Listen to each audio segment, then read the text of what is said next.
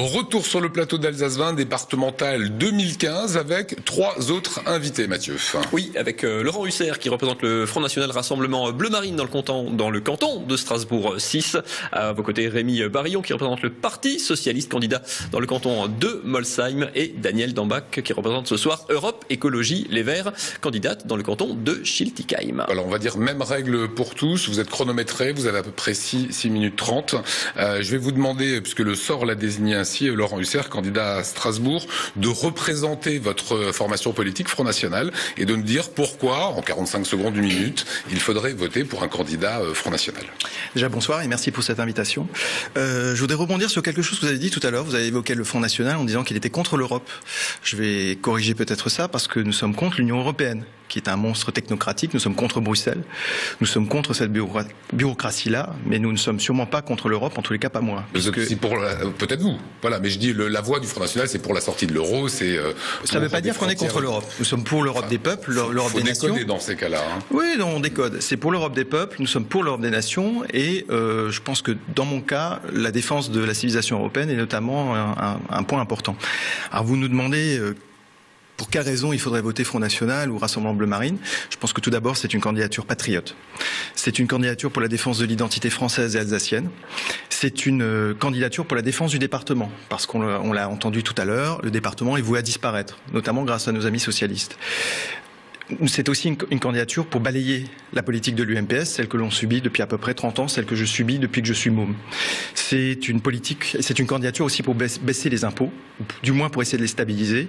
Et enfin, c'est une candidature pour lutter contre ce que j'appelle l'insécurité culturelle, selon le concept inventé par Laurent Bouvet et Christophe Guilluy, qui sont géographes et politologues. L'insécurité culturelle, celle qui frappe les plus démunis, les plus fragiles face à la mondialisation, à la crise, à l'immigration massive, à l'islamisation. À vos côtés, Rémi Barillon, candidat du canton Molsheim, vous représentez votre famille politique, à savoir le PS. Pareil, vous connaissez les règles, vous avez fait une 30 minutons à l'oreillette. Vous avez 45 secondes ou plus pour nous dire pourquoi il faut voter PS. Merci bien pour cette invitation également. Donc en effet, je représente le PS avec des objectifs différents, suivant bien sûr que nos candidats sont dans la CUS, à la communauté urbaine de Strasbourg, maintenant l'Eurométropole, et ceux qui sont bien sûr dans les cantons ruraux à l'extérieur. Nos candidats, je dirais, au niveau de la CUS sont là pour gagner, et ça c'est extrêmement important parce qu'il est important, il est inconcevable qu'il n'y ait pas de représentants du Parti Socialiste dans le nouveau conseil départemental. Ensuite, c'est vrai qu'on le reconnaît, je veux dire, après dans les territoires ruraux, je dirais pour le Parti Socialiste c'est beaucoup plus dur, mais nous avons tenu à nous engager bien sûr parce qu'on est là également pour défendre nos valeurs de gauche, surtout en ces moments où justement on voit la montée des communautarismes et des extrémismes. On est là pour dire que nous, on défendra nos valeurs, celles d'une gauche pour une démocratie locale, participative, et une gauche surtout progressiste. Parce que les deux je dirais, point déjà important pourquoi il faudrait voter pour nous, c'est déjà remettre en place un peu, parce qu'on entend tout et n'importe quoi un peu sur la réforme territoriale, cette réforme territoriale qui est à nouveau portée par le Parti Socialiste, parce qu'il ne faut pas oublier qu'au niveau décentralisation, c'est le Parti Socialiste avec ses alliés également qui a toujours mis en place cette décentralisation, combattue toujours par la droite, mais acceptée aujourd'hui encore, je dirais, la région Alsace, etc. Il ne faut pas oublier quand même qu'elle a été mise en place en 81 par les lois de fer. Et aujourd'hui, on va essayer de montrer justement que cette nouvelle réforme territoriale, elle est aussi importante, voire plus importante encore que les lois de fer, puisqu'elle va au contraire amener encore plus de proximité, en passant de la grande région, département, et avec les communautés de communes et les communes. Et ça, on y reviendra certainement. Donc ça, c'est le premier point. Autant voter pour des gens qui ont porté cette réforme, qui veulent la mettre en place. Et deuxième chose également au niveau de la solidarité, puisque la solidarité, bien sûr, c'est la principale compétence qui va rester au niveau du conseil donc départemental. Et on voit aujourd'hui qu'il y a une différente façon de considérer la solidarité entre nous et également la majorité UMP-UDI. Pour votre info, vous avez fait 2 minutes. Et Mathieu. Pour terminer ce premier tour de table, Danielle Dambach, pour vos 45 secondes, ou beaucoup plus, comme votre voix. Oui, je vais essayer de faire court pour ce premier tour, pour me garder un petit peu de temps. Alors, 3 raisons essentielles de soutenir les écologistes dans ces départementales. D'abord, nous l'avons constaté sur le terrain tous les jours, dans les marchés, devant les écoles, les personnes, les habitants ont besoin de proximité. Ils ont besoin d'être écoutés, d'être entendus dans leur détresse, dans leurs difficultés au quotidien. Et pour ça, effectivement, le département est vraiment l'échelon pertinent de cette proximité. Et nous avons là tout notre rôle auprès des citoyens d'écoute, de disponibilité. Et nous, les écologistes, nous engageons à ne pas cumuler les mandats. Deuxième raison, nous avons peut-être pris conscience, avant les autres, que nous sommes dans un monde en profonde mutation et que nous ne pouvons plus nous accrocher au toujours plus d'argent, toujours plus de consommation, mais aussi toujours plus d'insatisfaction, de gaspillage et d'impact négatif sur notre environnement, sur la planète et aussi sur l'humain. Ensuite, la dernière chose, dans cette proximité avec les habitants, beaucoup de personnes nous disent « mais les politiques décident tout seuls, ils ne nous écoutent pas, ils ne nous consultent pas. » Donc c'est extrêmement important d'associer les personnes. Je ne parlerai pas de démocratie participative, je parlerai plutôt de consultation sur les grandes décisions, ce qui est totalement différent des réunions d'information que pratiquent les politiques de manière habituelle. Une vraie consultation et co-construire un programme, évidemment pour les solidarités, puisque nous sommes dans le cadre des départementales. Alors on y reviendra, Laurent Husser, sur les thèmes habituels du FN, la sortie de l'Europe, on l'a évoqué, l'immigration, l'islam, la sécurité. C'est autant de thèmes qui ne sont pas du tout dans les prérogatives du CG. Sur quoi vous allez faire campagne? J'ai vu la sécurité dans les collèges.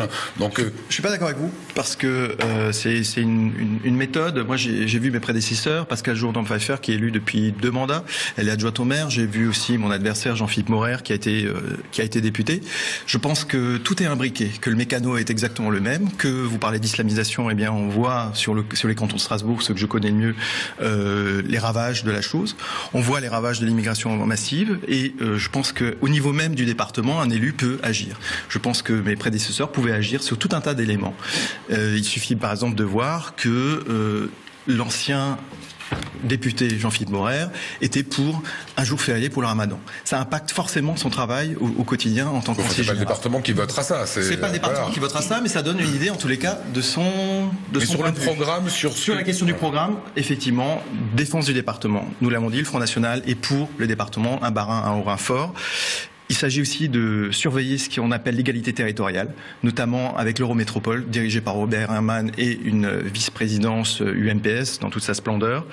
L'Eurométropole va absorber toutes les compétences du CG à terme, donc le département sera dépecé de ses prérogatives et servira juste de guichet social. Et c'est absolument improbable. Il s'agit évidemment aussi de protéger les services publics de proximité, de lutter contre les fraudes et les dépenses inutiles. Je pense qu'une dépense inutile, c'est par exemple les 10 millions d'euros qu'on est obligé de verser pour l'accueil des clandestins. On a vu encore le résultat il y a quelques jours de cela avec un réseau du Bangladesh qui a été démantelé. C'est aussi notre programme. Je vais peut-être laisser répondre parce que vous allez prendre beaucoup de temps là. J'en ai encore 2 points. Stabiliser, baisser les impôts. La défense de l'identité française et alsacienne. Voilà.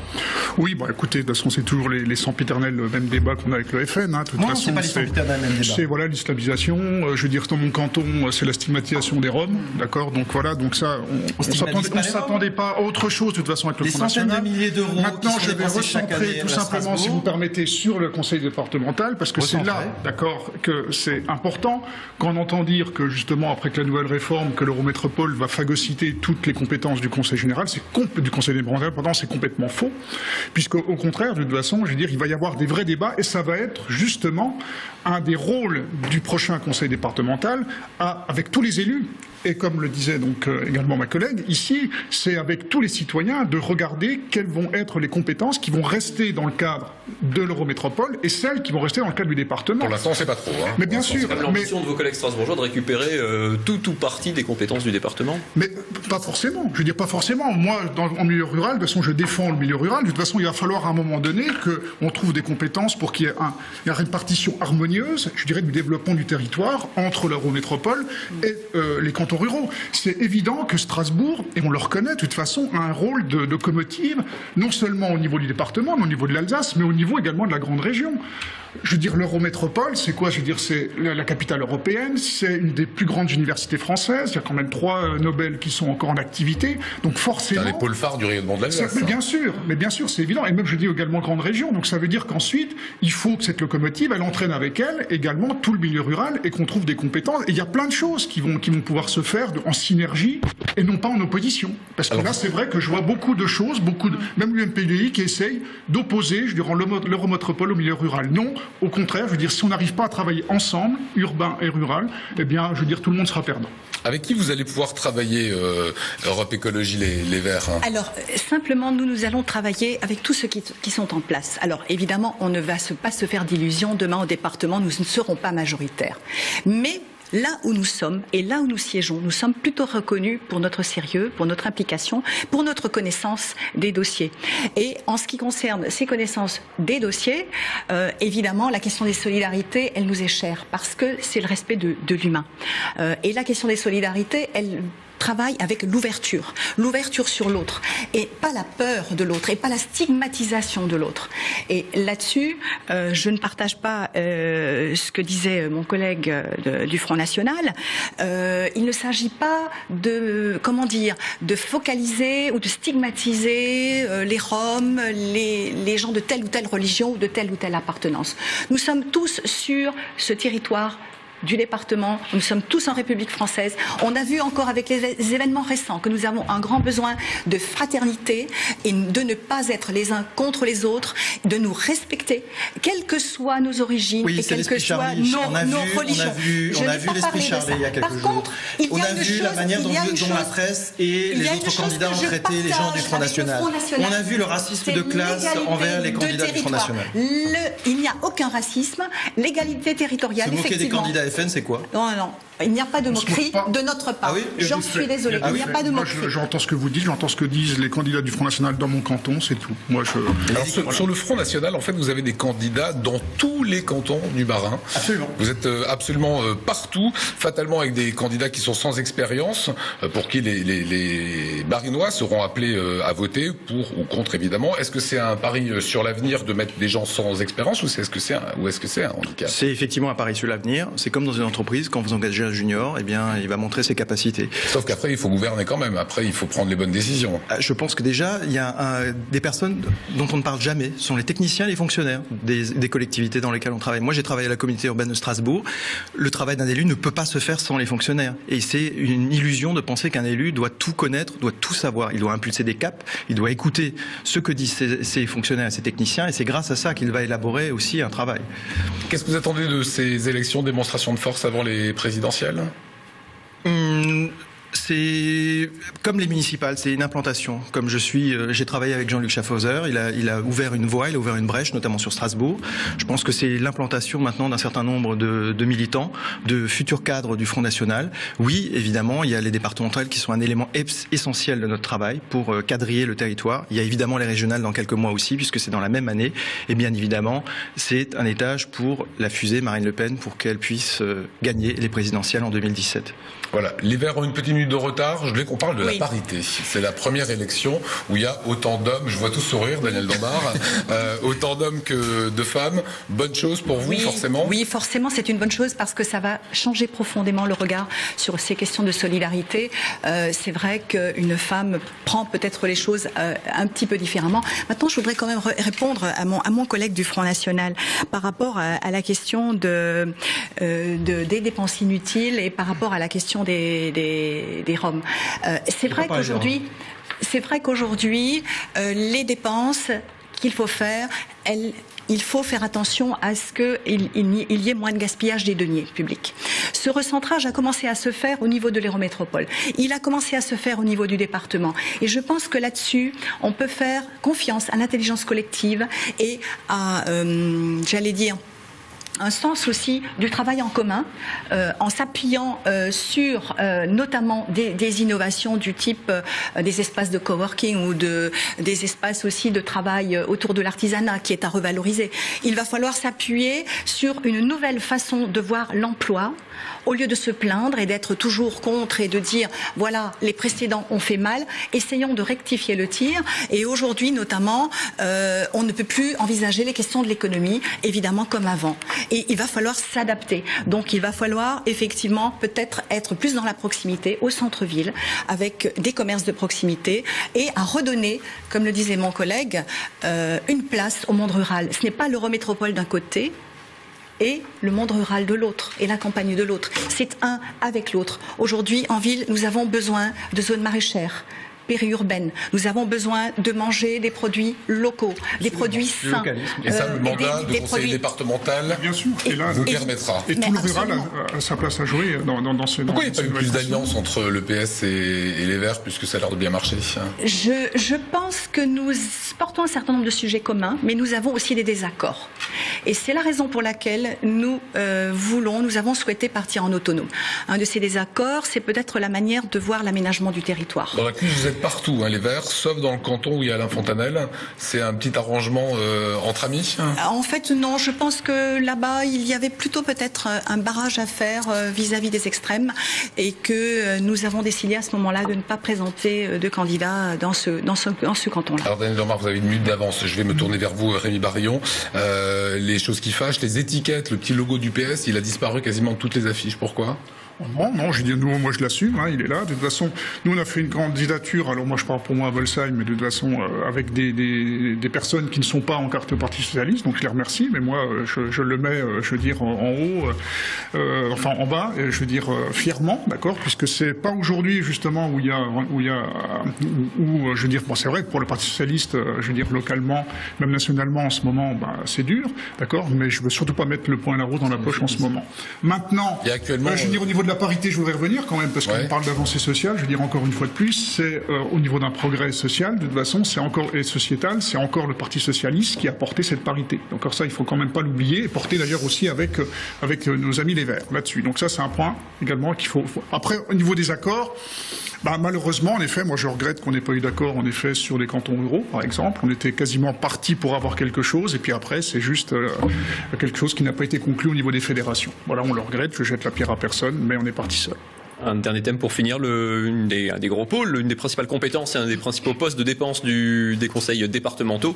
Désormais, c'est toute la partie sociale, dépendance, et on est en porte-à-faux parce que les départements ne maîtrisent pas ces coûts, puisque c'est les critères d'attribution du RSA, par exemple, ne sont pas déterminés par le département, mais c'est lui qui les finance, qui les met en difficulté. C'est clairement un moment où vous êtes en porte-à-faux un peu avec le national, parce que les départements, on l'a vu avec le débat sur le Rhin la semaine dernière, sont clairement en difficulté sur ce point. De toute façon, on le constate, bien sûr, il y a une baisse dotation. Je veux dire, moi je suis dans le monde de la recherche, à l'université, partout il y a des dotations qui baissent. On est en crise, d'accord, c'est le moins qu'on puisse dire. Donc tout le monde dit d'un commun accord, tous les partis, d'accord, peut-être pas le Front de gauche, mais quasiment tous les partis disent il faut réduire les déficits. D'accord, il faut le faire, c'est une obligation. Donc forcément, au niveau départemental, forcément, ça passe par une réduction. Ensuite, je dirais des budgets. Alors ensuite, il faut être très vigilant. Il faut être très vigilant parce que je veux dire, voilà, on l'a vu par exemple avec le RSA. Je veux dire de continuer bien sûr à aider les personnes les plus précaires, d'accord, celles qui subissent de plein fouet justement cette crise économique. Mais c'est vrai ensuite qu'on maîtrise pas tout ce qui est au niveau des budgets, d'accord, et donc que l'État doit accomplir sa tâche bien sûr dans le versement du RSA. Ça, c'est une évidence. Voilà, Laurent Hussert, je vais rester avec vous. Vous avez une minute de retard. Demain, vous avez des sièges. Si on vote pour le Front National, quelles seront les premières mesures sur lesquelles vous allez appuyer au sein du Conseil départemental? Quelles seront les premières mesures fortes? Les premières mesures, c'est d'aller à la rencontre des chefs de service et des différents fonctionnaires. La seconde mesure, c'est de demander évidemment un audit des finances, parce qu'il faut bien voir clair ce qui se passe, et j'ai l'impression que ça ne se passe pas très bien. Il suffit de voir justement cette question des immigrés clandestins. Il s'agit d'engager plus précisément... Le rapport avec les immigrés clandestins, c'est... Mais tout simplement, c'est 10 millions d'euros par an. C'est les 6 millions qu'on a découverts tout d'un coup, au bout d'une enquête, qui ont été dépensés pour des gens du Bangladesh qui n'avaient pas le droit d'avoir ces prestations sociales.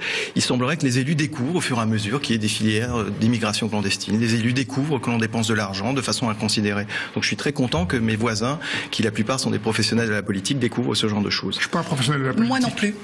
J'ai investi dans le milieu associatif. Vous êtes élu, il me semble. C'est pas la première fois que vous êtes élu. C'est pas la première fois que vous êtes élu. Je ne suis pas élu au niveau du Conseil général. Je sais, mais vous êtes élu. Au niveau municipal, bien sûr, mais je veux dire, c'est certainement être professionnel de la politique que d'être conseiller municipal dans une commune de 4000 habitants. Alors il nous reste moins d'une minute pour tous les trois. On est à peu près à égalité, on a rattrapé. Je vais vous demander peut-être, Daniel Dambard, de conclure 15 secondes. Alors, je demande à tous les électeurs, d'une part, de se mobiliser, d'aller voter, et d'autre part, de faire confiance aux élus écologistes pour porter leurs valeurs et la question des solidarités au département. Rémi Barillon. La même chose, mobilisez-vous, d'accord. Il est important que le Parti socialiste soit représenté dans ce nouveau conseil départemental. Et je veux dire, il faut rien lâcher, c'est dur, d'accord. Mais nous, on y va avec nos valeurs, avec nos convictions, et on sera toujours présent sur le terrain. Laurent Hussert, 20 secondes. Je crois qu'il faut rien lâcher et il faut sortir les sortants. Et je pense que notre candidature, la candidature FN et RBM, sera une candidature patriote pour l'identité française et alsacienne, et enfin pour faire rendre des comptes à la clique UMP et PS. En tout cas, vous avez tous joué le jeu. En timing, vous êtes bon. Bonne chance pour dimanche à tous. Et surtout, allez voter.